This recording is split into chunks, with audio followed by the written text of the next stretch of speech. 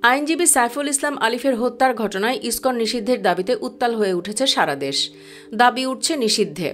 সরকার যদি নিষিদ্ধ নাও করে তবে শান্তিপ্রিয় বাঙালি যে কোনো মূল্যে ভারতের জঙ্গি সংগঠন ইসকনকে বিতাড়িত করতে উঠে পড়ে লেগেছে।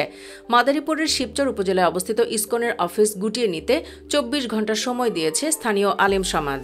বুধবার দুপুরে শিবচর পৌর এলাকার সোনালী মার্কেটে ইসকনের অফিস ২৪ ঘণ্টার মধ্যে গুটিয়ে নিতে আলটিমেটাম দেন তারা।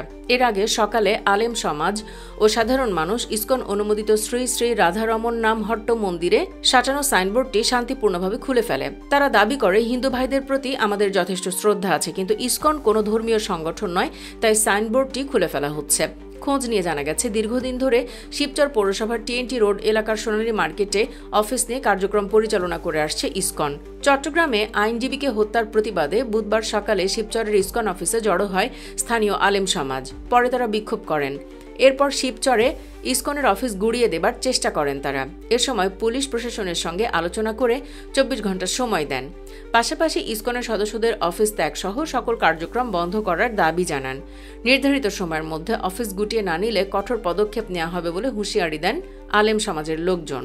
চরমোনাই পীরের দল ইসলামী আন্দোলন বাংলাদেশ মাদারীপুরের শিবচর উপজেলা শাখার সভাপতি হাফেজ জাফর আহমেদ বলেন, শিবচরে ইসকনের অফিস রয়েছে, সেখানে তাদের সদস্যরা থাকেন এবং বিভিন্ন কর্মকাণ্ড পরিচালনা করছেন। আগামী ২৪ ঘণ্টার মধ্যে এই অফিস বন্ধ সহ সদস্যদের স্থায়ীভাবে এখান থেকে চলে যেতে হবে, তা না হলে কঠোরভাবে আলেম সমাজ মোকাবেলা ও প্রতিরোধ করবে। এ ব্যাপারে মাদারীপুরের শিবচর থানার ভারপ্রাপ্ত কর্মকর্তা মোহাম্মদ মোক্তার হোসেন বলেন, শিবচরে ইসকনের একটা অফিসে আলেম সমাজের লোকজন এসেছিল। সেখানে ইসকনের ৩ জন সদস্য থাকেন, তাদের বাড়ি শরীয়তপুর। আলেম সমাজের উপস্থিতি হওয়ার পর ইসকন সদস্যরা চলে যায়। কোনো অপ্রীতিকর ঘটনা ঘটেনি। ভিউয়ার্স, আপনি কি চান ইসকন নিষিদ্ধ হোক? কমেন্টে জানাতে পারেন ইসকন সম্পর্কে আপনার যে কোনো মতামত।